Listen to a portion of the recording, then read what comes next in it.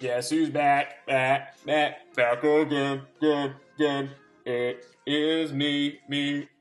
I am back. Hello. This is a podcast. Me and all my friends. I'm Ryan.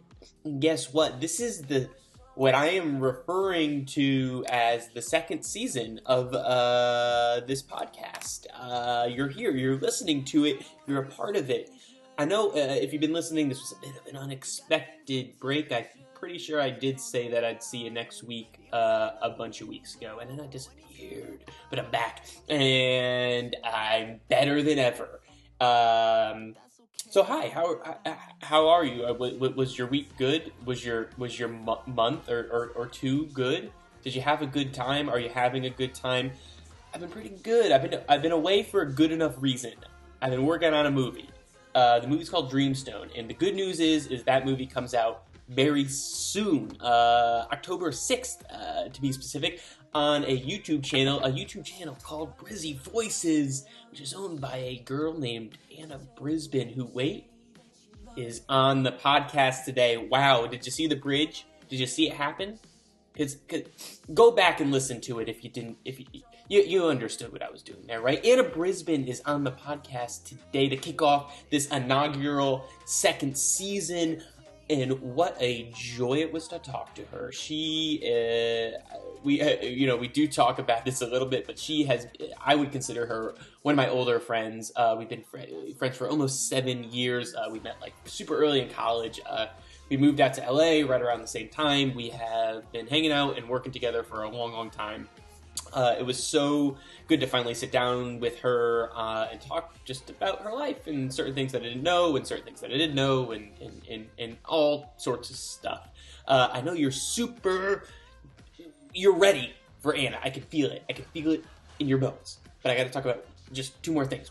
One is Dreamstone. You're going to want to check out the trailer. It's already on Anna's YouTube channel. Just there's going to be links in the description, or just go on YouTube, look up Brizzy Voices. The Dreamstone trailer is up. It's going to be out on October 6th. But if you want to hang out with Anna, or you want to hang out with me, I mean, more importantly, if you want to hang out with Anna, and a bunch of other people, not just Anna, freaking Bertie Gilbert, Jack Howard, Tom Farrell, all these amazing people. Come to Buffer Festival in Toronto on September 30th. We're all going to be there. We're going to be hanging out. We're going to be watching movies. We're going to be premiering movies. It's going to be a good time.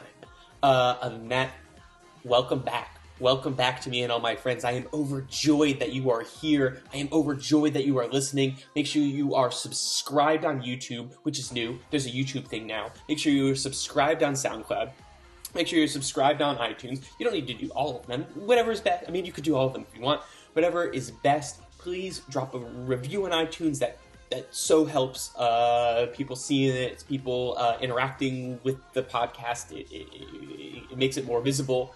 And I'm going to shut up. I'm going to get you right into the conversation right now. Wait, not now. Now. I also like this noise. I wonder if the mic can hear it. It's gonna get really redundant. I was thinking, never mind, it doesn't matter. I also like that there's two identical pairs of white Ray-Bans. That's a very Anna thing, in your bathroom. And they both have two different, one's YouTube Space and one's AT&T. Yeah. That was a good detail. Hi, hello, my name is Ryan, and this is me and all my friends. This podcast. It's the first one back in a while, so I need to, my whole, struggle with, the first season was finding a way to start the show and not start the show. And I just did a bad job of doing it. Yeah, you should have sung a jingle. That would have been much more subtle. It's not, it's more that it's the same thing that happens every time. As I walk into someone's place, we talk, and it's very casual, because we know each other.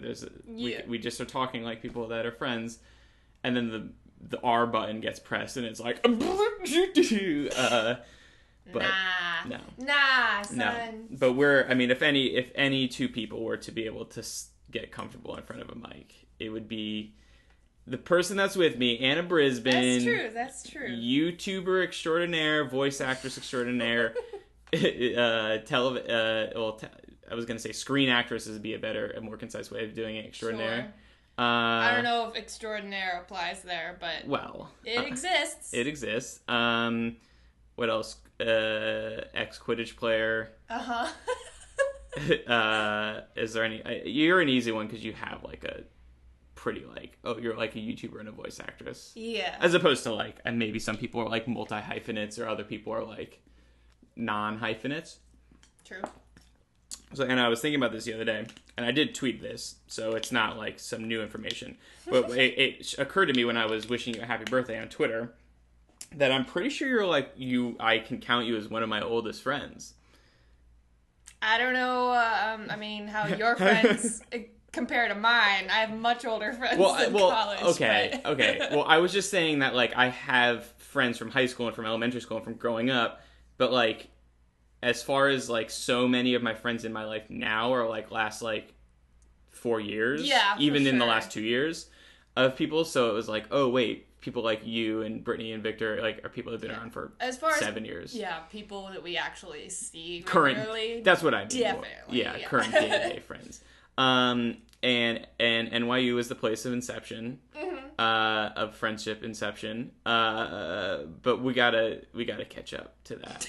Because the story is, well, we have an easy like meeting thing because it was like just Quidditch, and was it the first or was it the second practice? I don't totally. Oh, I have no idea. I was at the interest meeting. Yeah, I was at the interest meeting too, and then there was a practice I didn't go to, but then another one that I did. I think I was at all of the first ones. But within 2 or 3 weeks, I think there was like a core of like us playing Quidditch at NYU that was like, and the freshmen. Yeah.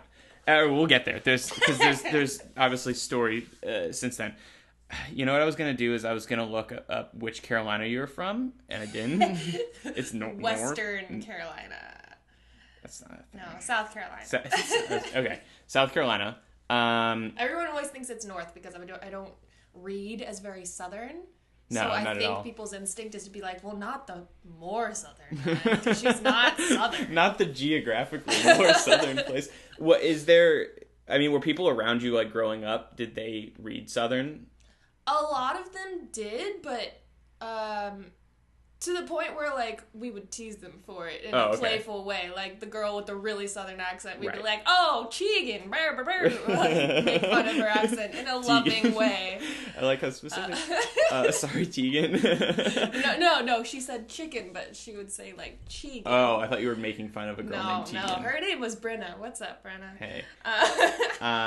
There was everyone. Most people seem to have some sort of soft southern accent, and my sisters do, but my parents... It wasn't like something you had to like speech out, like speech therapy out or anything. I think my theory is that I watched so much TV and cartoons that I got a lot of standard American accents in my brain. Yeah. That's my theory. I think that's like a new big thing now, is that like everything is like so like globalized that like you're watching like even people that are learning English as a language, like they're picking up mannerisms that are pretty specific. What was I gonna say? Do you think like was that like more of like a rural thing, or was that more of like a South Carolina thing? Because I remember like even like growing up in Connecticut, like there were people that had like this kind of weird like hick Confederate mannerism. Yeah. And it was a thing, but it was because it was maybe super rural. I don't know. Yeah, it was really just like the one or two people at my school who would be like that. And note that my high school only had like 50 people. But I went to the same school since I was 4 years old till I graduated high school. So it was always 150 people-ish total.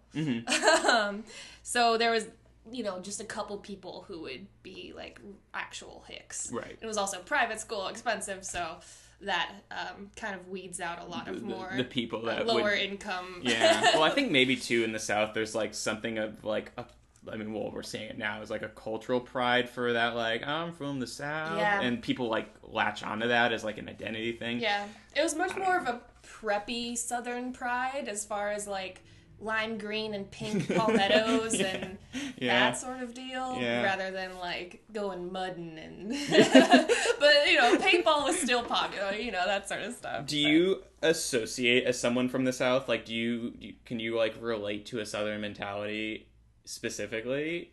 the look you're giving me answers the question. I can't think of anything, no. Yeah, I guess I'm trying to think of, because like I definitely do like associate with like a New England thing, but I don't know if that's something I've like applied after the fact. If now that I'm so removed from it that I'm like, oh, like I still like wearing boat shoes, like even though like growing up I hated this stuff. And so, can you map your family for me? Because as I recall, you have a bit of a web, right? Like your dad is older? Yeah, in a way, yeah. These are things that I've known and maybe need refreshing. Yeah, he's in his 70s. He was like 56 when I was born. Oh my gosh. And then my mom is 15 years younger than him. Okay. They divorced when I was like 10. Okay. And they're both remarried now. My dad remarried after like a couple years. My mom remarried like a year or two ago. Whoa. I thought you were going to say a year after. No, not a year or two ago. Like very recently. And then, but they both had daughters long before I was born and before they were married. Okay. So I have two half sisters. Okay. Who are in their 30s and 40s. Whoa.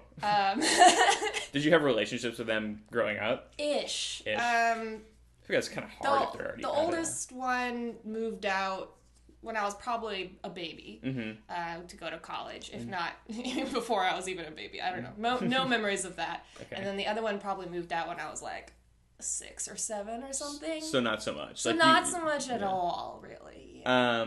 But they both have kids, and I've been an aunt since I was 6. So my niece and my oldest niece and nephew are already in college, and it's kind of scary. That is very intimidating.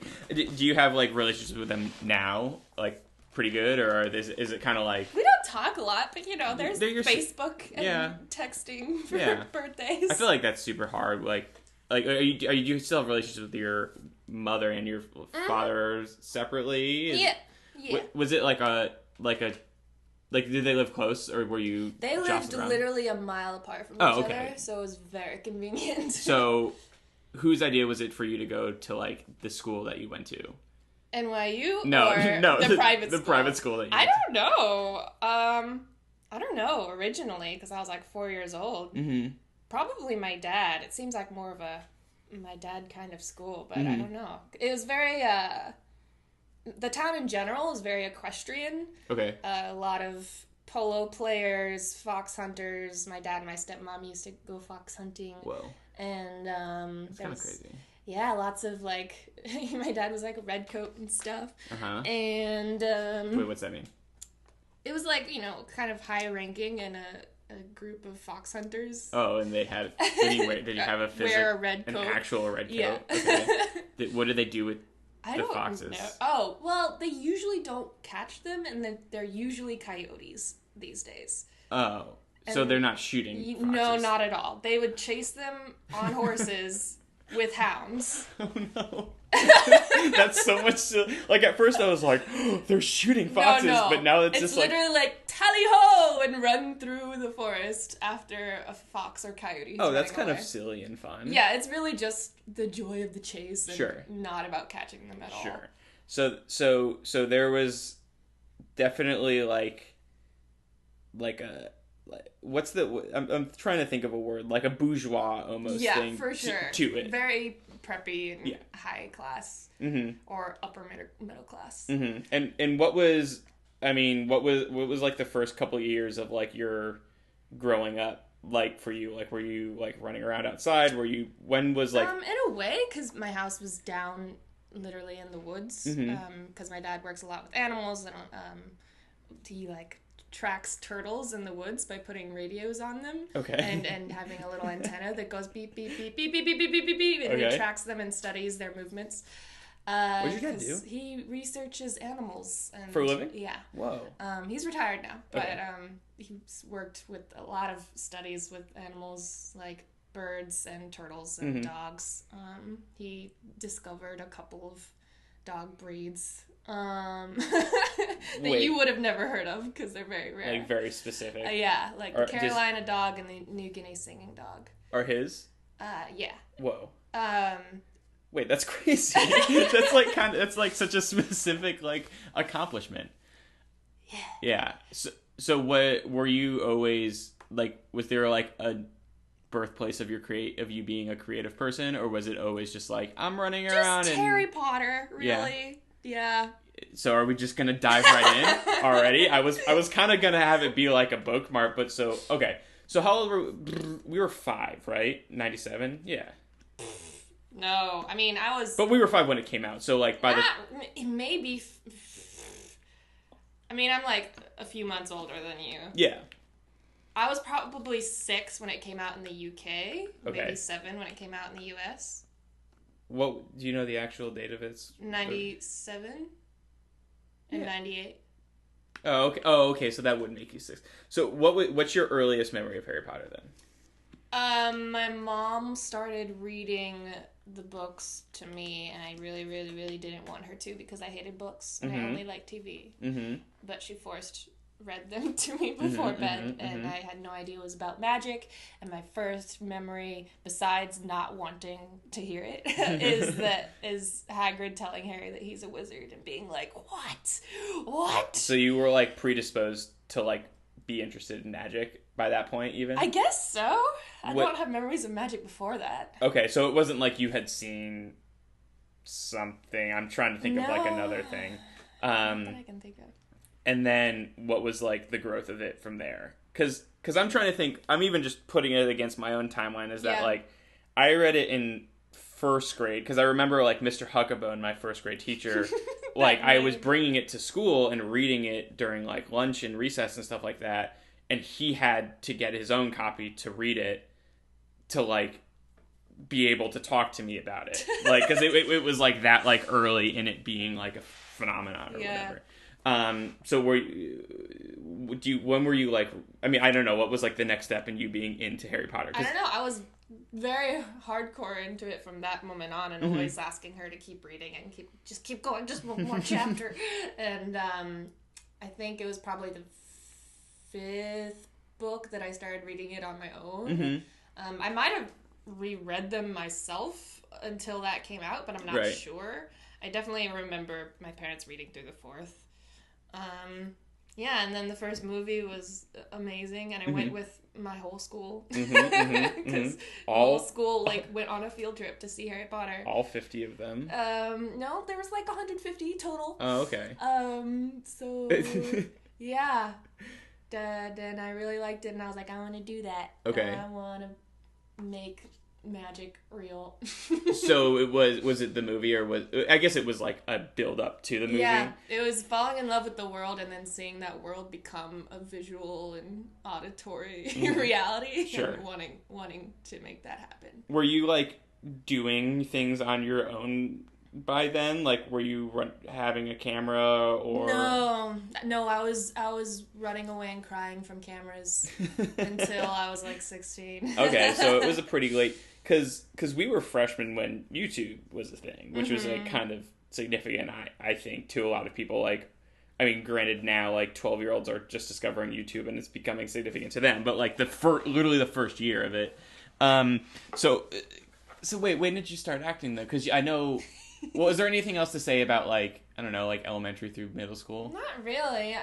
Did you have friends? I mean, a lot of friends that I've grown up with for the most part. Just like a couple people here and there would change out every year, but a lot of core friends that have been there since at least 5K, if not 4K. Right.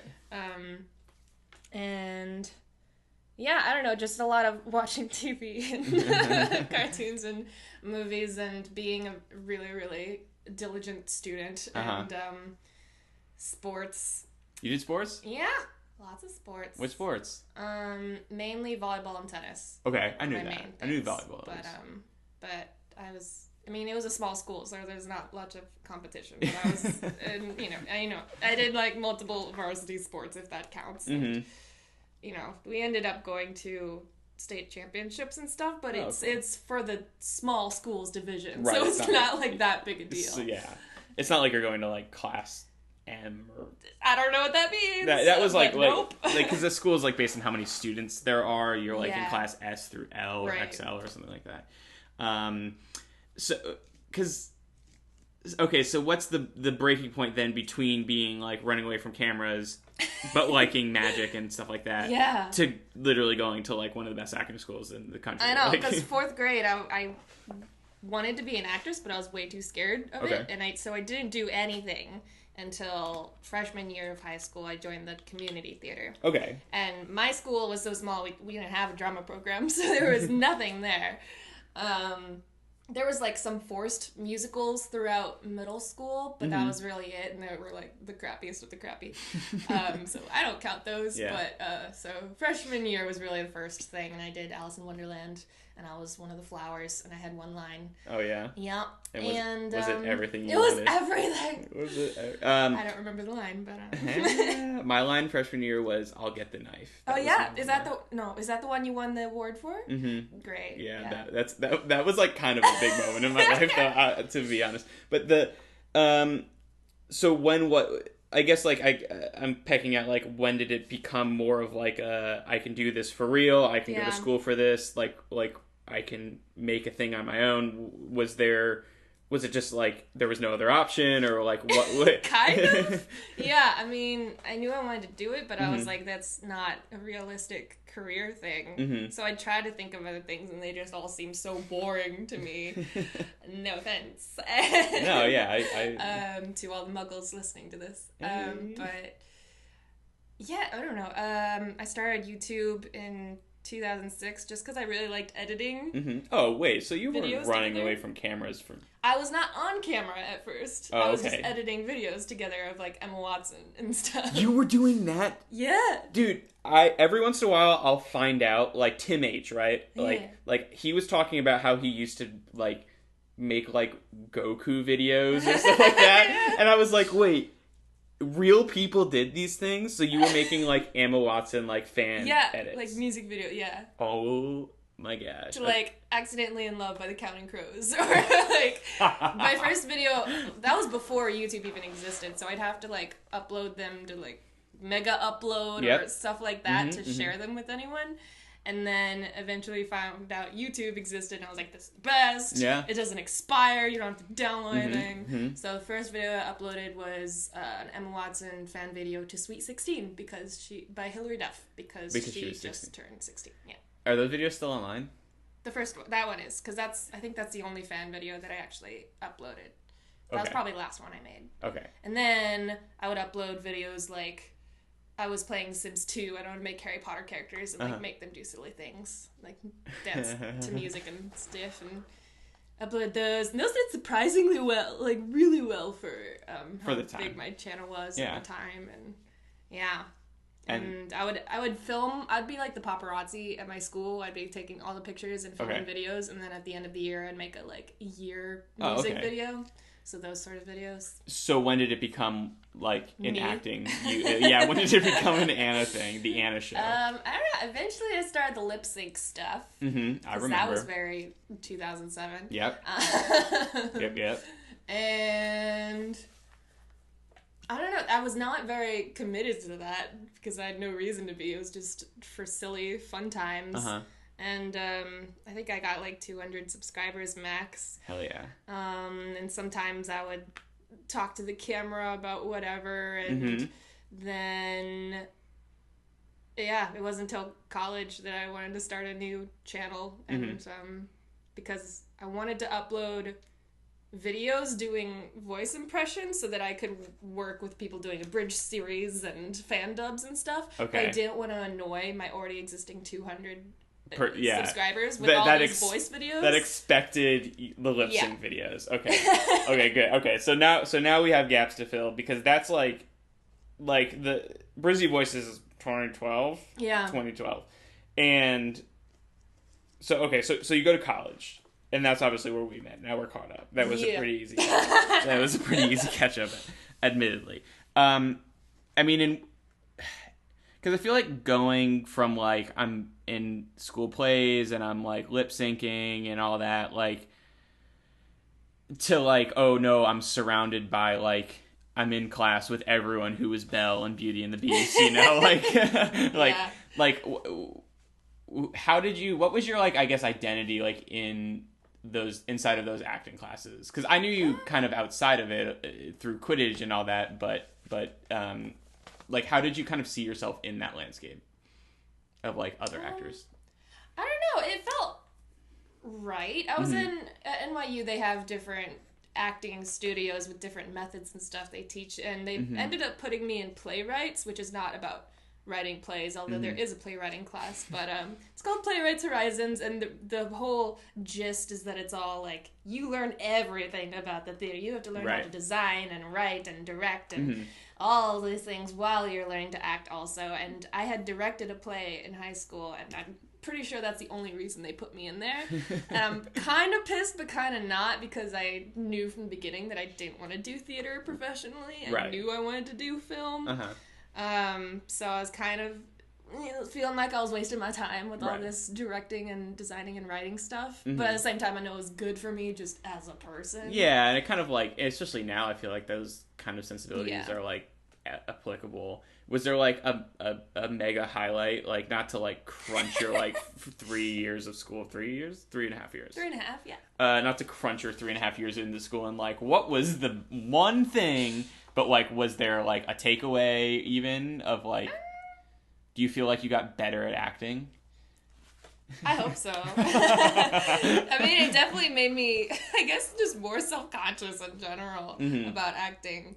When you have all the critiques amped up, and sometimes it would make me more in my head about it, and sometimes it would convince me to let that go. It was very switching back and forth, depending on the teacher at the time, I guess. Well, and maybe also the lesson, I feel like. It's like how, like, you go to, like, school to learn and not to, like, specifically learn the things that you're learning. Yeah. Maybe I feel like the lesson, too, with, like, being an actor or being, like, a creative person in general is that, like, not so much that you can, like, have a hand on, like, the self-conscious throttle, but that you are aware that it's there. Yeah. Does that make sense? Like you can't control that happening in your brain, but if you're aware that it's happening in your brain, you can be like, oh, I'm having like a self-conscious day, and I know how to like maneuver through it, as opposed to it being like, well, I'm the worst actress in the world. Like, I might as well never do anything ever again. Yeah. I felt like it was more about nurturing me as like an artist and giving me certain disciplines as far as how to warm up and learn about different vocal range, not singing but just in general, which I felt like was a big thing for me, and how to look at a text if you want to get all in depth, which was what I was most interested in at the time, and what I feel like playwrights could have used more of, but I was really thankful when I did get that.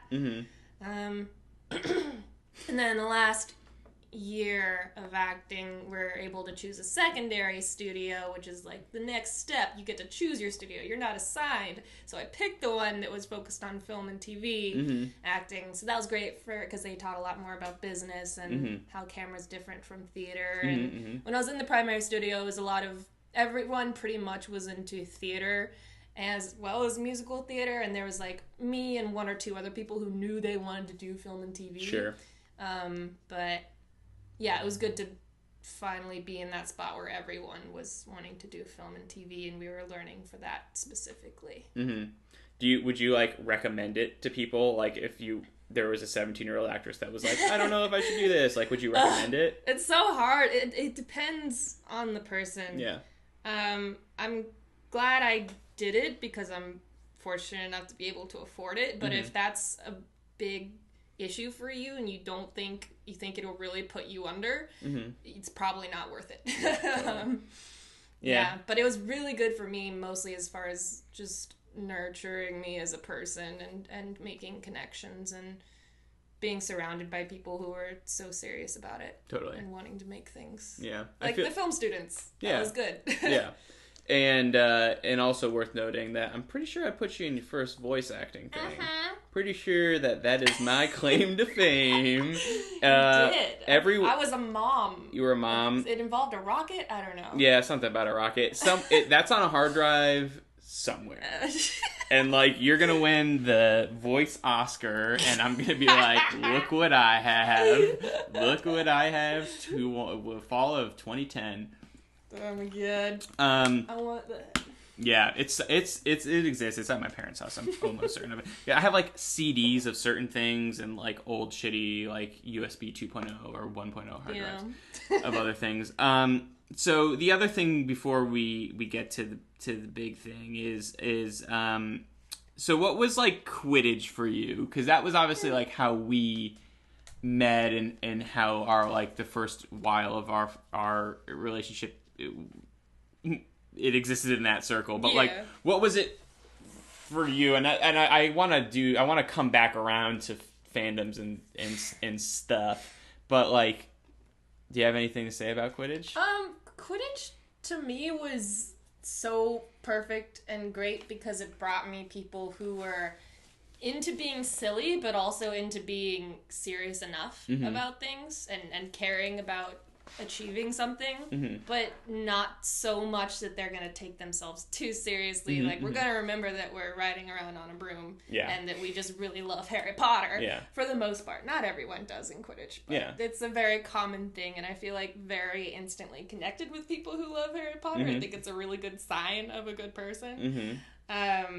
So and being able to connect with people in colleges all over the world, mostly USA, but all over the world and Canada and everything, just through Quidditch. And there's a really strong online community, and it got us to travel a lot to different schools, and it kept me active when I didn't expect to be in college. So it was just really important to me and brought me, I feel, the best people that I could have found in college. Yeah, I agree. I think that like I'm now definitely coming back around too. I'm like, I need more hobbies. Like in Quidditch was like such a good like example of that. It's like, oh no, like once a week or twice a week or whatever, you're gonna like be with these people and like be forced to like go do a thing that's not just you like wallowing in your own life for the other 6 days of the week.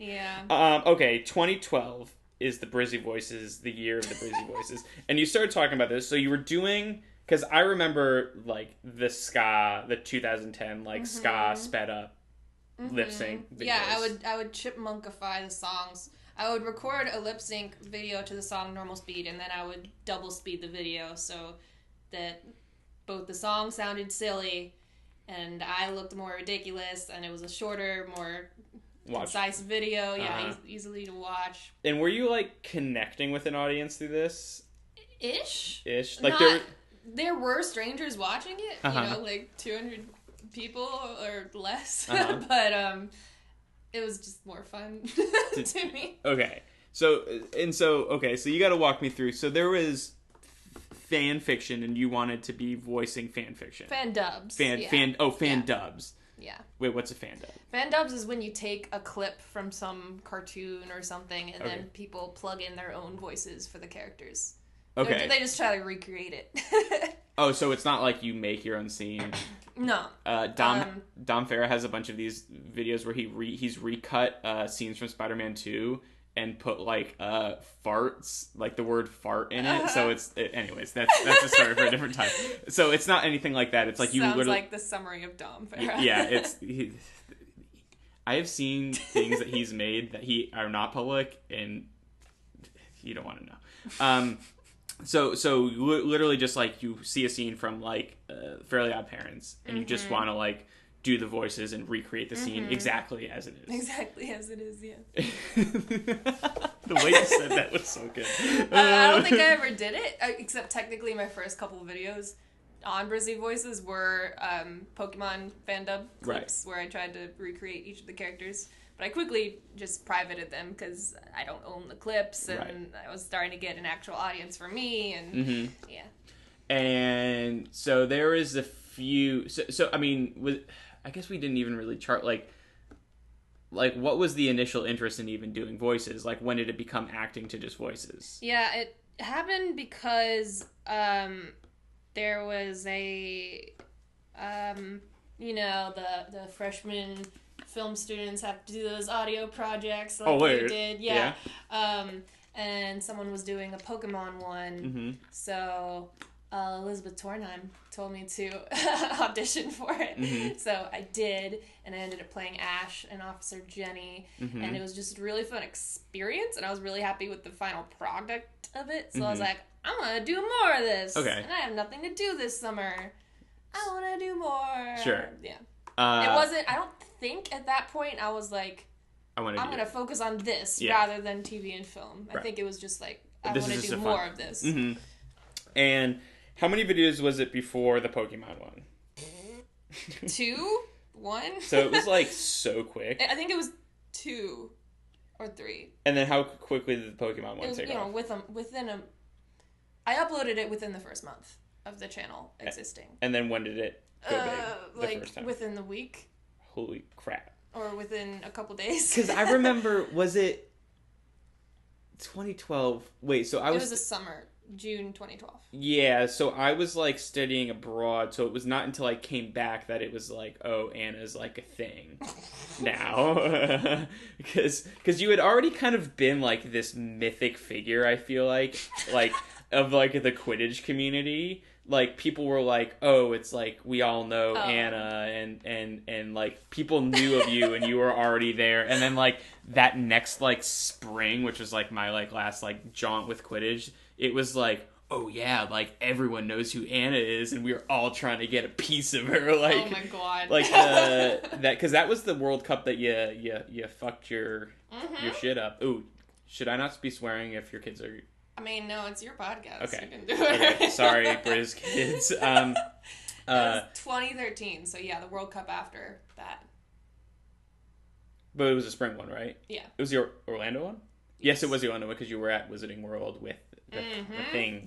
And Star Kid was there, and they like said hi to you, and it was dude, that's when I like properly met a lot of Star Kid, and now some of them are really good friends with mine. Yeah, it's crazy. Funny how that happens. So Brizzy Voices happens, and I mean, and how soon was it then before you were becoming like a YouTuber for, you know, for whatever use of that word? Like when was it like, oh, this is what I'm doing or who I am or something like that? Really quickly, I feel like. I feel like a big turning point was, well, I was uploading pretty consistently, I don't think with a schedule, but frequently, since the Pokemon video took off, and I'd already uploaded 2 or 3 videos within that month before it, so I just had a lot of ideas and a lot of things I wanted to do the voices of in the beginning, much less so now that I've already done, I feel like, everything that I'm interested in, but at the time I had a lot to make, and all of them were growing, and none of them at the time took off in the way that Pokemon did, but I'd gotten enough of an audience that it was significant, and YouTube networks like Full Screen were reaching out to me, and I was really intrigued by that, so I was researching hardcore because I didn't want to get gypped and stuck into something that I didn't want to get stuck in, and I ended up really liking Big Frame, so I signed with them, and I feel like that was a big turning point as far as finding a community and having a manager to help me figure out what I want to do and how to get sponsored videos. And how to, like, make a life out of it. Yeah. And I was making money. So I feel like that was a big factor, finding a network and making money. What do you see as, like, the significance, like, however many, or maybe there's not at all, like, post the Pokemon one, like, how many, which I guess if anyone doesn't know, that you voiced like all 151 original Pokemon and they went super viral. I don't know if, I would assume anyone that's listening knows. Is, what do you see as like your significant like creative benchmarks throughout, like from that to now, from the last, 5 years or so? Well, that was definitely the first one that really took off, and then it doesn't need to be like view wise, like yeah. Well, I recreated the Frozen clip of "Do you want to build a snowman?" from when she's like a little girl to when she grows up. I just recreated it shot for shot at my mom's house one January, and that took off much more than the Pokemon one did. Yeah, I saw that the other day I was on her channel, and it caught up and surpassed Pokemon. As did another Disney video I did, just recreating John Cozart's After After Ever After, but with princess costumes. And that surpassed the Pokemon video until Pokemon Go came out. Yeah. And then now the Pokemon video's at the top again. So I feel like the benchmarks were finding ways to branch out from what I was doing before, where it was just like I pick a show or like a channel like Nickelodeon and voice all the characters, and then it was finding other things to do like music videos and eventually like cosplay or makeup tutorials, but in character, and then eventually stuff that just didn't have anything to do with voices, just talking about Harry Potter or something that I like, which can be really scary, especially because the numbers don't usually match the voice videos. But it's nice to know it doesn't seem to be totally hurting me or backfiring. Sure. So, what do you think has been like the biggest? I don't want to say struggle, but like the biggest challenge, I guess, with the creating this thing that you have. I think it's just running out of ideas, having already done all the stuff that I'm most interested in doing, as far as just pure impressions videos. And people always recommend, like, do Rick and Morty, and I kind of want to, but also they're all male characters, and stuff like that, and like how many, you run out of shows eventually, or especially ones that I've actually seen. So like there are a million animes I could do, but I don't watch them, so it's like right. And okay, so I don't want to get too introspective too quickly, but I mean, do you have a vision for where like the Brizzy Voices YouTube thing is going? Like, do you see that in your head, or are you still kind of playing it by ear? No, I think I'm more playing it by ear. Yeah. Well, we're gonna put a pin in that, and we're gonna come back around to some future things. So let's go back to obviously, because like, I mean, there's the Harry Potter blanket next to us. There's Harry Potter stuff all around us, and like obviously, like I think it goes without saying that obviously, like Harry Potter is like the biggest thing for you. If I was someone who, I don't know why I said it like that. If I was someone who had like never read or been introduced to Harry Potter, like what would you explain to me is like the deal with it? Like, to you, what's the deal with it? And ramble on, my wayward son. Like, do it if you gotta do it. I mean, I did make a video about this. Yeah, but it's true. A little more on the personal side and like how it changed my life rather than how it will change everyone's life. What's like the log line of that for you? The log line of that is that it made me decide to be an actor, and that it made all of my decisions therefore, as far as like going to New York and playing Quidditch and absolutely everything that had ever changed my life, starting YouTube, that all comes down to Harry Potter in the end. But as far as just for everyone, I think it's just the most magical world there is. Is there like a foo-foo side of that? Is there like a well, these are the lessons that it teaches, and this is why I think it's important. Yeah, very much so. Just the weapon we have is love. That sort of dealio.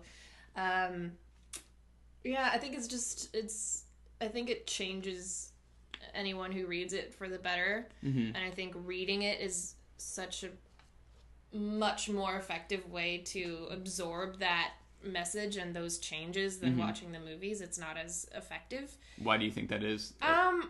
I don't know. I think you absorb it more fully and more personally when you're reading it, and I guess imagination might be a big factor in that. Whereas watching the movies, you're more detached from it. You're more just watching it for the story and watching all the magic happen. Whereas in the story, reading the book, you're more creating this universe and making it all real in your head, and I think you absorb that more as a person. Sure. And it changes you much more fully, I think.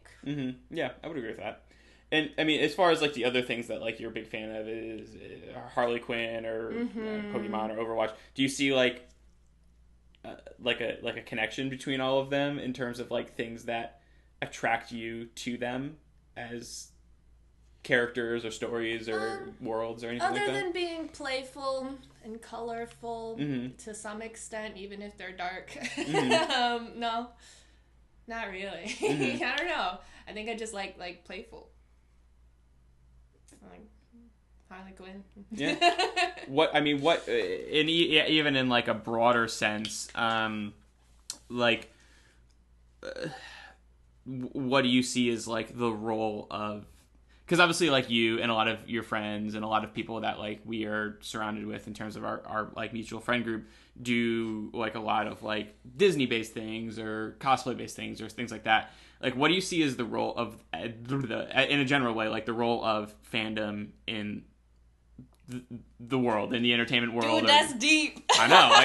Like, can you hit that a little bit? I don't know. I think it's just about coming together over something fictitious. Something that is a different world that someone made up and that we like to enjoy together. Like one or a few people came up with this world and we are super into it and we're gonna bond over it. And that is cool. So it's like the like togetherness of it, of like, yeah, that's a big part, but not the only part. I mean, a lot of it for a lot of people, I'm sure, is just escaping. Yeah, and just trying to learn things from that world to apply to the real world. And yeah, I think imagination is a big factor. Do you see yourself as like trying to contribute to that, like through Brizzy Voices and through like your kind of like creating fan communities? Or yeah, I guess in whatever way you want to interpret it, I guess the broader question that I was coming back to the pin is that like, what do you see as like being your primary like your primary function, you know, like you're like what do you, that like implies that like you have a function and you're doing it, but what are you reaching for, even for with videos you make, or you know, like we've done 2 short films together and other things you've done with other people, like what do you see as being like the umbrella under which those fit? I think to me it's just about creating something fun to get lost in for a little bit. Whether, I mean, somehow that's turned into YouTube, but at like the end game, that's being part of cartoons. Yeah.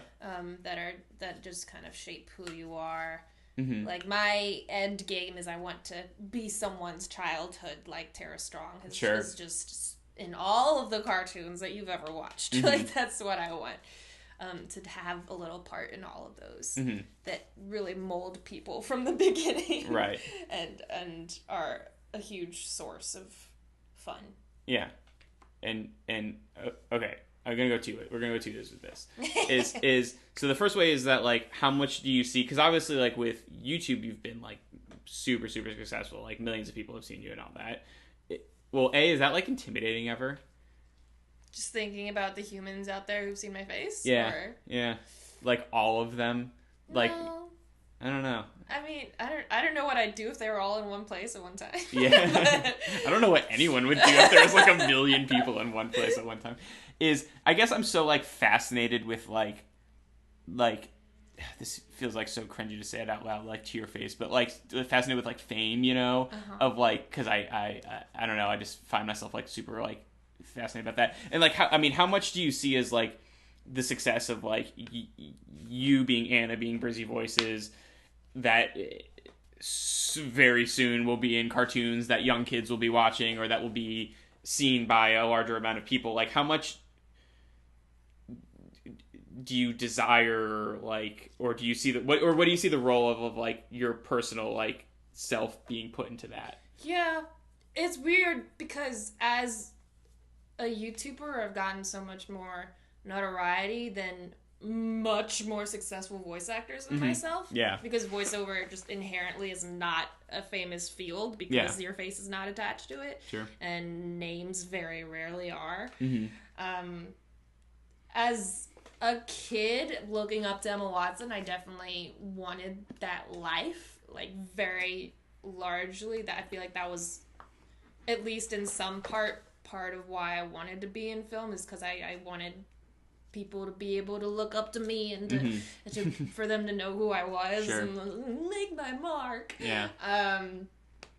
And I don't know. So it's something that has always been in the back of my mind as something that I kind of want and am comfortable with, as long as everything is, you know, structured and nothing goes crazy, and everything is safe, then I'm cool with it. Yeah.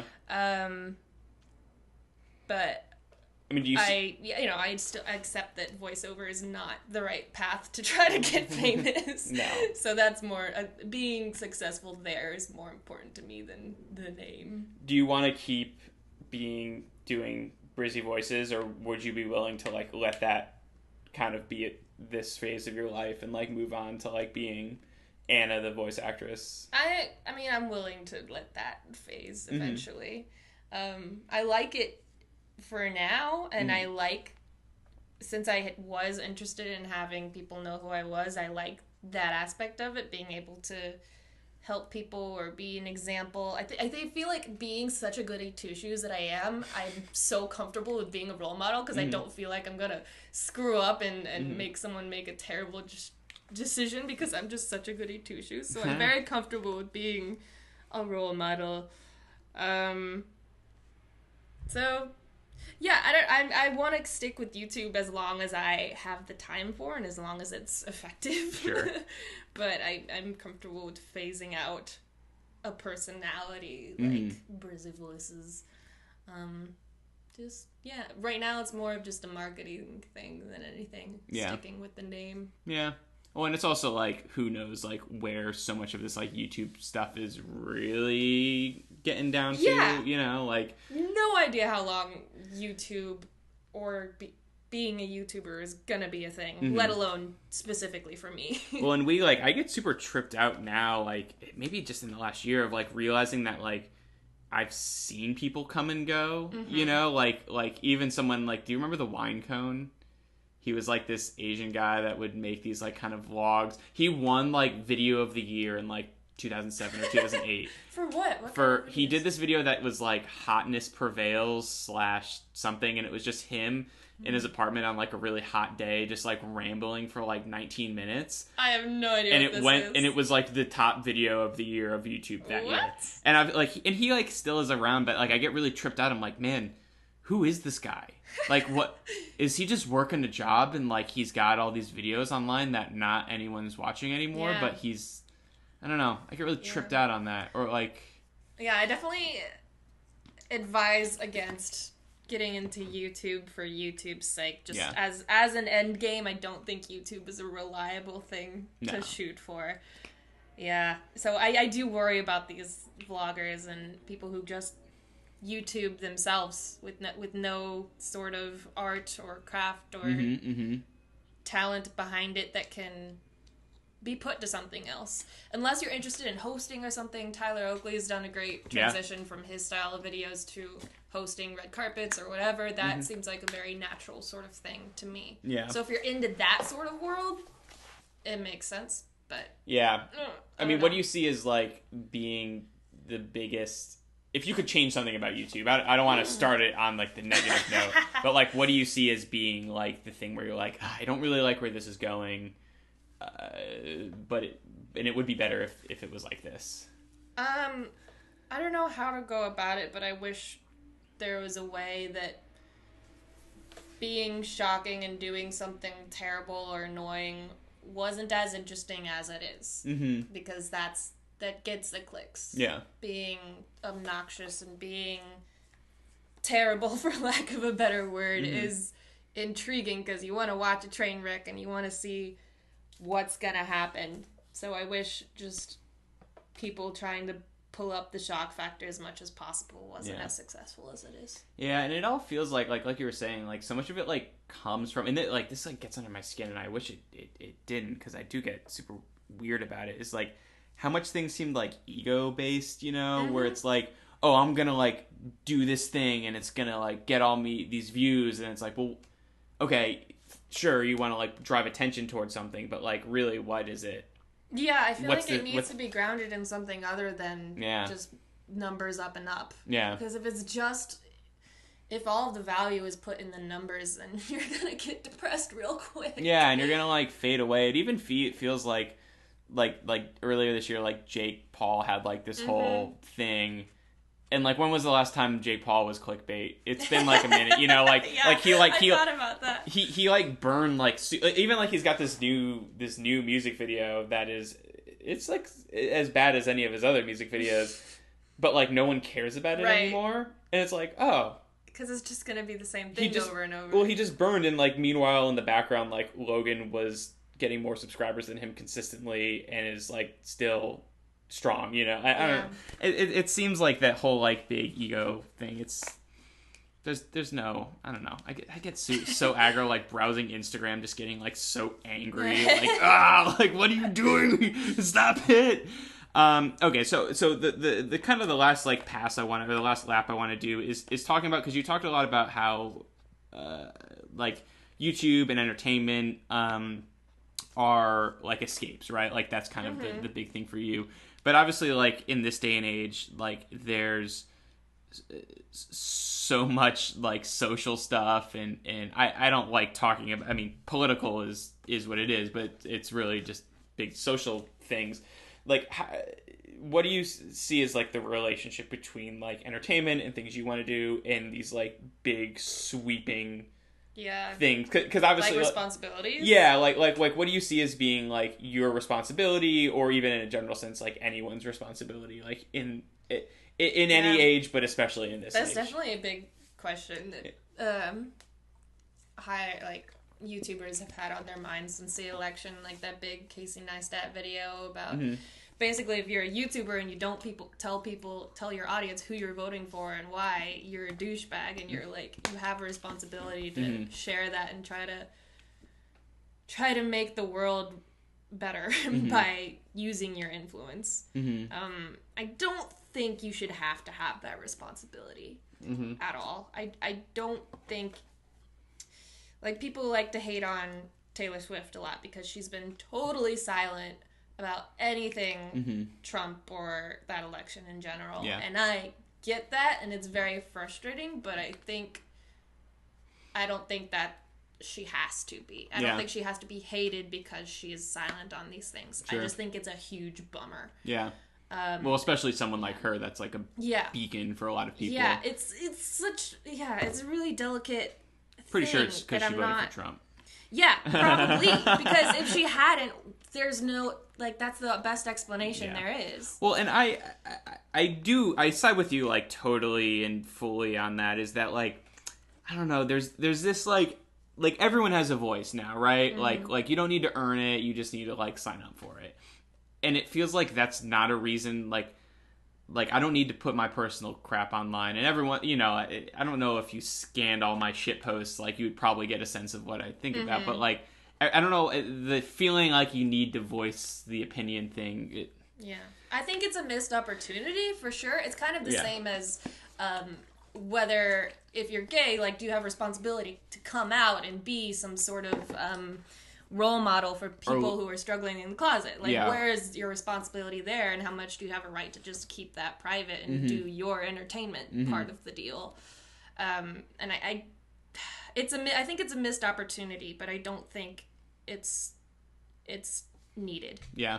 I mean, where do you see yourself falling on that? Because obviously you weren't like silent or anything on the election, but obviously like you didn't come out with the Casey Neistat video or anything like that. I mean, do you see yourself as kind of riding like the private to public line a little bit? Yeah, I think to me it's more the decisions I've made, for the most part, has been my channel isn't the place for that, just because I don't take things so seriously on there, and it would feel off-brand to me. But I feel like Twitter is where I can just be me and show people what I'm thinking about stuff, so it feels more appropriate there. Yeah.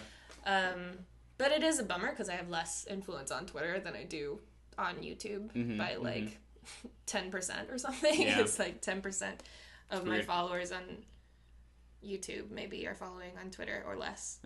Maybe like 5%. I don't know. It's weird how that happens. Yeah. Like how some people seem to like really thrive on Twitter, and other people it's like. Yeah, certain people have the opposite. Well, it's the same thing with like Instagram too. It's like some people are like do banger numbers on Instagram, but like nowhere else. I have way more followers on Instagram than I do on Twitter, and I don't know why. Yeah, I don't pretend to dissect that. It's weird. Okay. But... 2 more things. Yeah. One brand new for the new season. Oh no. Brand new for the new season. This is why you put me first on this season, because you knew I would listen to the other ones, and then no. Well, I knew there was going to be a juicy. I knew it was going to be a juicy one. What do you look for? What do you value in a friend? Because obviously this is me and all my friends, so we got to talk about friends. Like, is there a through line? Is there an overall thing? Like, maybe there's not. I think a good balance. It's kind of like the Quidditch thing. A good balance of how to know when to be silly and when to take things seriously. Yeah. And being able to be completely ridiculous and silly and not having any purpose, other than just goofing off, and also being able to have an intelligent conversation and talk about bigger things. Yeah. Makes sense. And accomplish stuff. Did you ever read Joseph Campbell? No. Hero with a Thousand Faces? No. I'm gonna buy a copy of that. It's like the book that like I mean every like fuckboy writer has read, like Hero with a Thousand Faces, because it's like the book that like very famously like inspired Star Wars, and like it's basically this guy Joseph Campbell is like a psychologist that like charted like the mythic origins, like going from the Bible to every random fairy tale and Roman and Greek mythology and all this, and it's like, well, listen, every one of these stories about characters and heroes has like there's one path to it, and like it's you exist in one world, and then you like you are given like mythical help, a wand or a lightsaber or a staff or a sword or whatever, and legs and a yeah and then you're going on this adventure, and then you come back the master of two worlds. And I feel like you like the Harry Potterness of you, and like everything you're saying is like, well, you gotta like be serious but silly. It's like this master of two worlds thing. You should read interesting. Candle. Magic and well, that's like Harry Potter and like Dreamstone on YouTube, October October 6th. You've probably seen it. There's like these Joseph Campbell like hero needs to learn something. Harry Potter is like he literally dies and comes back to the other world. I don't know. Something to check out. Something you might be into. And then the last question, as always, I hate how predictable this is getting, and it's gonna change soon, is what's your fave ice cream and why? Just so we don't end on such a serious note. I knew this was coming. I know. And yet I'm still unprepared. Good. I had this discussion like last week with my voiceover teacher, and I still don't know. It changes. Okay. Are you an ice cream person? 100%. Okay. What's your fave place to get ice cream? I really like this place down the street. This place down the street has this blueberry muffin flavor that is everything. So you like let's go with that. So you like an involved I really like involved ice creams with crazy stuff, and but I also really like cookie dough. I used to do this thing where I would eat cookie dough ice cream, but I would save all the cookie dough for later, so I'd spit it out of my mouth. Oh yeah, and then it was all like, and then it was just one big clump of cookie dough, and it's all all melty at the bottom of the bowl. It's so gross. It was delicious. Like back in the day, that was the best thing in my world, and now like just thinking about that, I'm like, oh no, I could never do that. I could do it. Well, there she is, Anna Brisbin. She's here. Yep. She's in your ears. It's just gonna cut. It's just gonna cut.